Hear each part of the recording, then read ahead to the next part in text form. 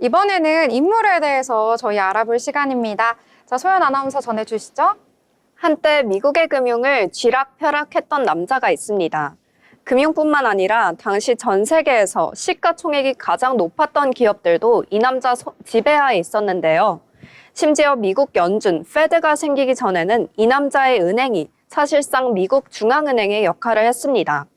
그리고 오늘은 역사상 미국에서 가장 강력했던 금융인, 그리고 앞서 기업사전에서 살펴봤던 현대 미국의 거대 투자은행 JP모건스의 창립자 JP모건 이야기입니다.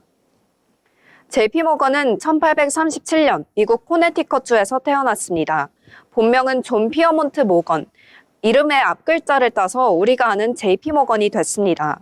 모건의 집안은 상당히 부유했는데요. 덕분에 그는 미국 내에서도 손꼽히는 명문고등학교를 졸업했고 독일 대학에서 미술사 학위를 취득합니다.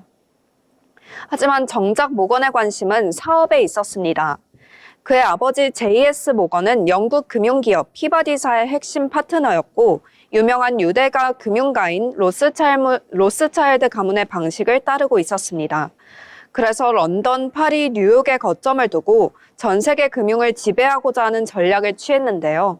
JP모건이 대학을 졸업하자마자 그를 곧바로 런던으로 부르게 됩니다.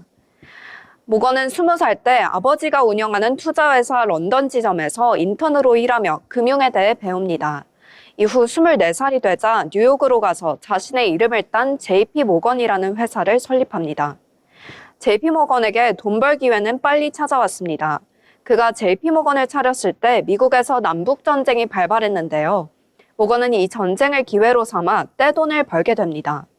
그는 무기상들에게 고금리로 돈을 빌려주는 방식으로 수익을 올렸고 또한 근본위제 시절이라서 마구잡이로 찍어내는 지폐와 금 사이에 가격 차이가 있었는데 금을 대량으로 매입해 금값이 오를 때 팔아 엄청난 시세 차익을 거두게 됩니다. 그의 투자 수완은 정확했고 전쟁이 끝난 뒤엔 미국 최고 부호 중 한 명으로 떠오르게 됩니다. JP모건은 금융뿐만 아니라 철도회사, 철강회사 등 다양한 산업에 손뻗기 시작합니다. 특히 1880년대 미국 내 철도 산업이 급성장했는데요. 하지만 과열 경쟁으로 인해 많은 철도회사들이 파산 위기에 빠지게 됐습니다. 이때 모건은 철도회사들의 주식과 부채를 대거 사들이며 경영권을 확보합니다. 그리고 부채를 다시 정리하고 구조조정 등을 통해 결국 이 회사들에게서 다시 수익이 나도록 만들고 지속적인 적대적 흡수합병을 통해 시장 점유율을 높이고 독과점 기업을 만드는 것입니다. 이를 통해 모건은 자신에게 수익이 돌아오게 만드는 구조를 구축합니다. 1890년대 후반에 미국이 금융위기에 직면했던 순간이 있었는데요. 이때 JP모건은 유럽의 로스차일드 그리고 월스트리트 은행가들과 손잡고 구제자금을 만들었습니다. 사실상 미국 중앙은행의 역할을 하며 나라를 구했는데요. JP모건의 활약으로 금융시장 패닉을 수습했고 미국의 영웅이라는 소리를 듣게 됐습니다. 이 사건이 있고 나서 이런 역할은 개인이 아니라 정부가 해야 한다는 사회적 공감대가 형성되며 미국 정부는 정식으로 연준을 설립하게 됩니다. 즉 연준이 만들어지는데 결정적 계기를 제공한 인물이 바로 JP모건이었습니다. 1990년대 초 모건은 철강 산업에 눈을 돌립니다. 당시 철강 산업은 철강왕 앤드류 카네기가 장악하고 있었는데 모건은 그로부터 회사를 4억 8천만 달러, 지금 가치로 약 25조 원에 인수합니다.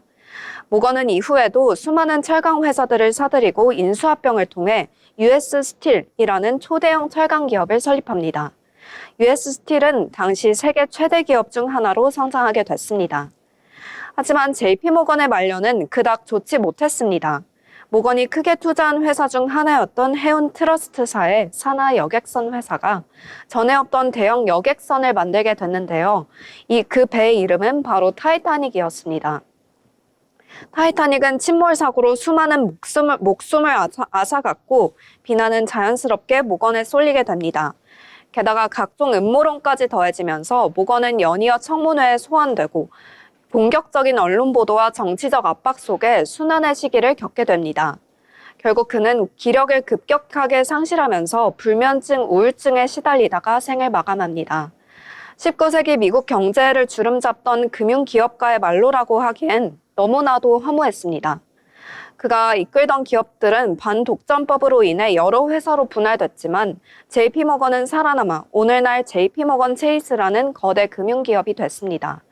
그의 손자 또한 모건 스탠리라는 회사를 창업했으니 현재 미국의 4대 기업 은행 중 2개가 모건 가문 영향하에 있다고 볼 수 있습니다. 이처럼 모건은 19세기 미국 경제는 물론 오늘날의 미국 경제에까지 막대한 영향을 미친 인물입니다. 미국의 금융왕 존 피어몬트 이야기는 여기까지입니다.